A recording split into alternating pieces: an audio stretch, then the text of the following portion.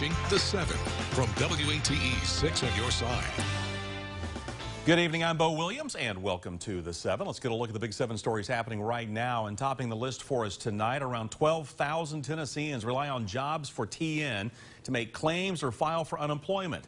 But a service outage after a reported cyber attack has made it impossible for residents to receive their unemployment benefits. We spoke with a Greene County resident and teacher who says she's already feeling the effects. Donna Williams says she has tried to make ends meet since finding out about the outage on Sunday, but as the month comes to an end, it's only becoming more difficult to handle expenses. She and thousands of others across the state, maybe you, are in the same boat. Technology is great, but when it goes down, there has to be a backup plan for situations like this. You can't leave thousands of people without a paycheck. You know, the cost of groceries and gas alone are so high. You know, even that little bit is, you know, we depend on it.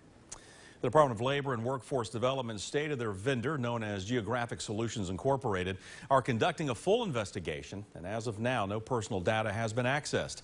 GSI did release a statement saying that they plan to have the site back up and running by the 4th of July. We'll keep you posted.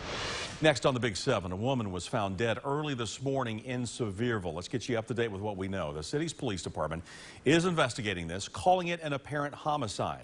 This all started right around 2:20 a.m. with a call from someone near Grassy Meadows Lane hearing a gunshot. When police arrived, they didn't find anything and then left around 3:15. Then around 8 o'clock, dispatchers got a call from a woman whose co-worker had not showed up for work. The caller had gone to the co-worker's home on Grassy Meadows Lane but could not get anyone to come to the door. Inside that home, officers found the victim dead. Of course, we'll keep you updated as we learn more tonight. Plus, a third person has now been arrested following Monday night's shooting on Lay Avenue. This is in East Knoxville. Up until this point, Martanya Stiles had been at large and had been wanted on an attempted first-degree murder charge. She's one of 3 people suspected in the shooting that sent a man to the hospital with several gunshot wounds. Still no word tonight, though, on what led to the shooting or how that man is doing this evening. We're continuing our Big 7 list with an update from court cases stemming from the murder of one Austin East student and the attempted murder of another.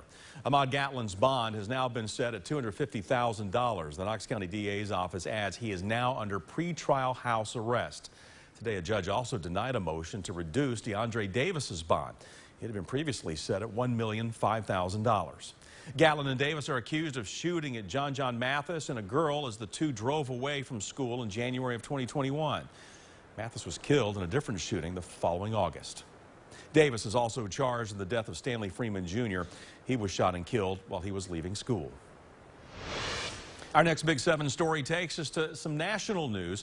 Today, during the final day of the NATO summit, President Biden held his first formal press conference where he's calling on Congress to do more to protect abortion rights and all matters of privacy. The president laying out a new strategy to protect abortion rights, calling on Democrats to change the filibuster rules in the Senate, allowing Democrats to pass legislation without any GOP backing. Just make it clear how outrageous this decision was and how much it impacts not just on a woman's right to choose, but on privacy generally. The president's broader call to protect privacy comes after Justice Clarence Thomas signaled in his dissent that he'd like the court to reconsider issues like access to contraception and gay marriage. Senator Joe Manchin, one of the 2 senators who refused to change the Senate rules last year, confirmed today his position has not changed. In the meantime, President Biden says he will work with states to figure out how to get around the wave of new abortion bans. A historic moment marking our next Big 7 story. The Supreme Court now has a new member as Justice Kentanji Brown Jackson was sworn in earlier today. Justice Jackson was confirmed by Congress back in April, but now she's officially part of the Supreme Court and will have a hand in deciding some of our country's most consequential legal questions. Now, just minutes after Justice Stephen Breyer officially retired, Justice Brown Jackson took his place. She is the first black woman on the High Court. Her addition is not expected, though, to change the court's ideological balance. But George Washington Law Dean Dana Bowen Matthews says her background and perspective are unique. She brings perspectives that had been missing. And I also expect that those perspectives are going to be influential on other members of the court. Justice Jackson is joining the court after several important and controversial rulings and at a moment when the country is recognizing just how much of an impact the court's decisions have. Next term, the court is planning to rule on another slate of big issues like affirmative action in education, state election law, and corporate regulations. Turning now to our next Big 7 story, the Knox County Health Department is now suggesting that people take steps to reduce the spread of COVID as we see higher case counts than in weeks past.